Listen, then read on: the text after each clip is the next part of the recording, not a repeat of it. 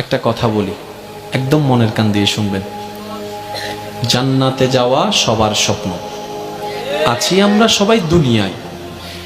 ঠান্ডা মাথায় ভেবে দেখলে দেখবেন এই দুনিয়া এবং জান্নাতের মাঝখানে কিন্তু দুইটা স্টেশন আছে, একটার নাম কবর, একটার নাম হাসর। কবরটা কিরকম? আমাদের দুশমনরা না, আপন জনেরাই কিন্তু খনন করবে, আপন জনেরাই কিন্তু লাশটা রাখবে, আবার আপন জনেরাই কিন্তু ওই দেহটার উপরে বাঁশ বিছিয়ে মাটি চাপা দিবে, চতুর্দিক থেকে অন্ধকার করে ফেলবে।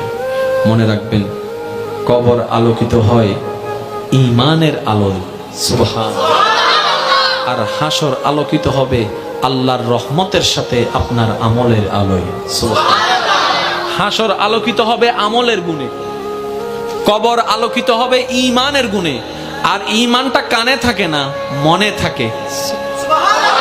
তাহলে সেই মনটাকে যদি আপনি পরিষ্কার করে ফেলতে পারেন, হ্যাঁ সত্য, এটা একদিনে হয় না, এটা এক সপ্তাহে হয় না, এটা এক মাসে হয় না, এটা এক বছরে হয় না, এটা হচ্ছে বান্দার চেষ্টা করতেই থাকবে। হিংসা থেকে যেন সে নিজেকে বাঁচাই রাখতে পারে।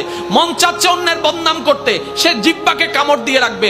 দুনিয়া উল্টায় যাক, আমি বদনাম করব না, আমি বদনাম করব না, আমি বদনাম করব না। মন বলছে তাকে মেরে ফাটাই ফেল রাগের কারণে। আপনি বলবেন দুনিয়া উল্টায় যাক, আমি তার গায়ে হাত তুলব না, আমি মাফ করে দিলাম, আমি মাফ করে দিলাম। কেউ একজন এসে বলল অমুক তোর নামে বদনাম করছে, যা যা বিশ্রী কথা বলছে, আপনি মুস্কি হেসে কথাটাকে রিসিভ করে বলবেন আলহামদুলিল্লাহ, আমি তাকে মাফ করে দিয়েছি। এভাবে যখন বান্দা চেষ্টা করতেই আছে, শয়তান আপনাকে হয়তো অন্তর ঘরে, না হয় বন্ধু বান্ধব দিয়ে কিছু কথা আপনাকে কানের মধ্যে পিন দিবে। যেমন কিছু কেউ আপনাকে এসে বলবে যে তুই কি ঠান্ডা হয়ে গেলি, তুই কি হার মেনে গেলি, তুই কি পরাজিত হয়ে গেলি, তুই মারতে পারিস মারস না কেন, তুই বলতে পারিস বলস না কেন, তুই বাধা দিতে পারিস দেশ না কেন।